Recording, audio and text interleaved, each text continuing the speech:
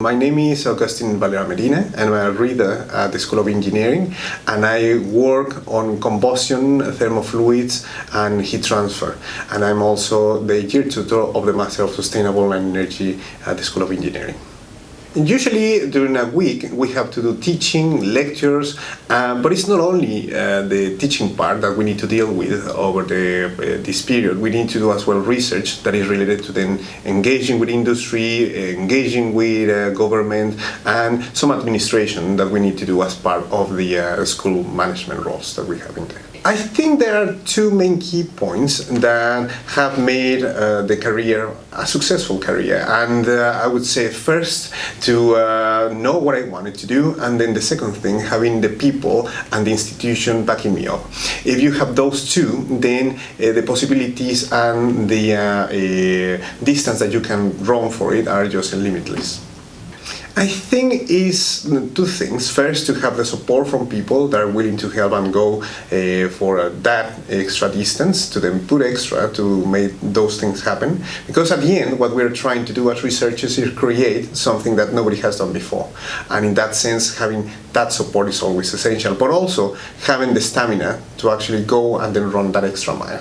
The will to then try to create and innovate in a sense that can potentially change the way that we're doing things is actually what I believe is essential in this career path.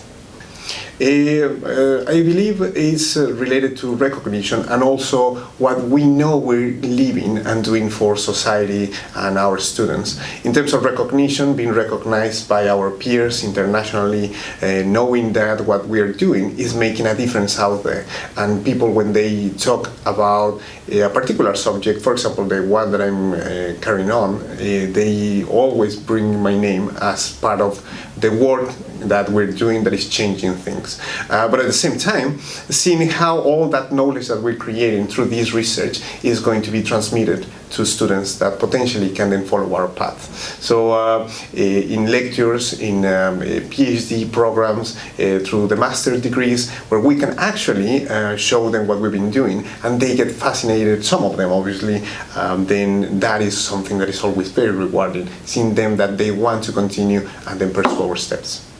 I think one of the main challenges as part of then having this extra stamina is actually keeping it.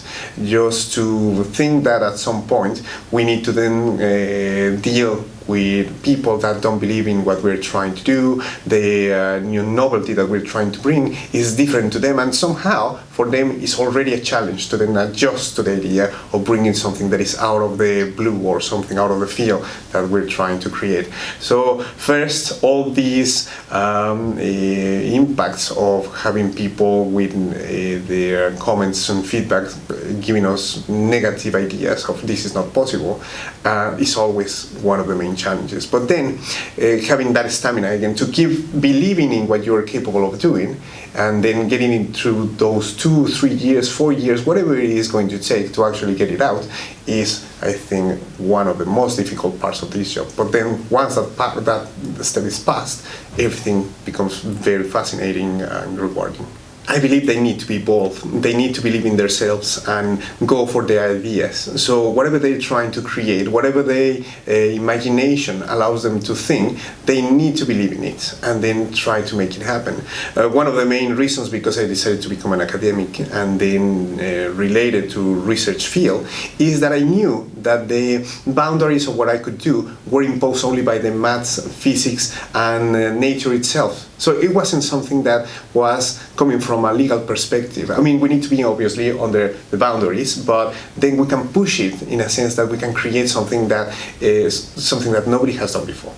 And to do that is so rewarding, is what at the end of the day all academics want to do. Have our name or have this recognition coming from something that potentially can change the world. And the only way of doing it is being bold. So my advice would be go for it, try to make it happen, work as hard as you can to make it a reality, but along the way, never stop believing in yourself. That's the thing. probably just to then commend students again to think of the capabilities that now they're gaining through these programs, all the knowledge that they're just acquiring, is not only to go there and then give some lectures or do some teaching. I wouldn't recommend them to do that. I would recommend that with all the things that they're building now, then again go bold and then think of the unthinkable and then go for it.